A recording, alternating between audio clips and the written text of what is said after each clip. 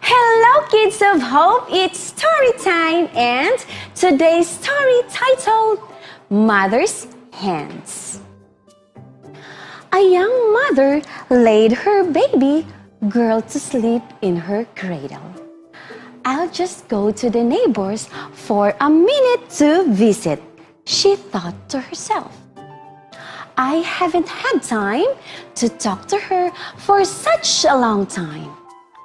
But while she and the neighbor were chatting, the city fire alarm sent a chill through them both.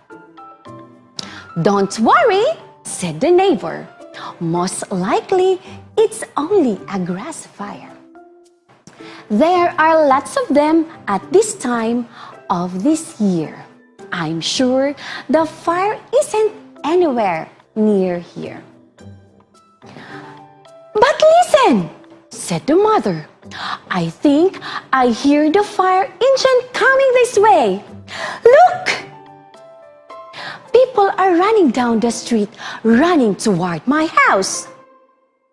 Without another word, she dashed into the street and ran with the gathering crowd. Then she saw it. Her own house was on fire. Smoke and flames were already pouring through the roof. My baby! She cried frantically. My baby! The crowd was thick around the house, but she pushed and shoved until she reached the door. A fireman stopped her and said, You can't go in there. You will be burned. But the mother cried, Let go of me! Let go of me! As she broke free and dashed into the flaming house. She knew just where to go. Running through the smoke and flames, she seized her precious baby, then turned to make her way out.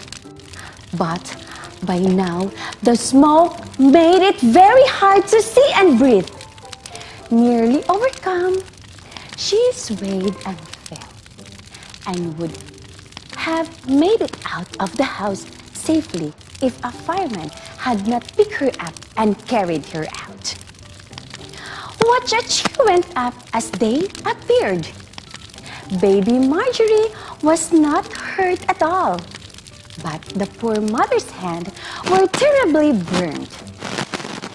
Kind friends took care of the baby while the ambulance took her to the hospital. The doctors did their best, but her hands were terribly scared. Years later, when Marjorie had grown, she suddenly noticed something she had not noticed before. Her mother's hands were so ugly.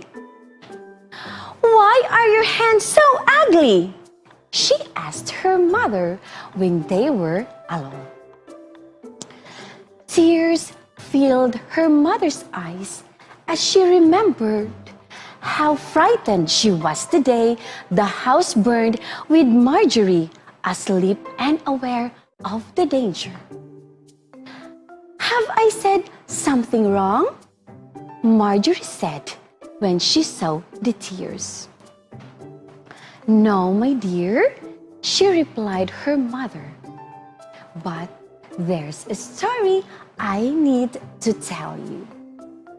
Then she told Marjorie the story of the fire.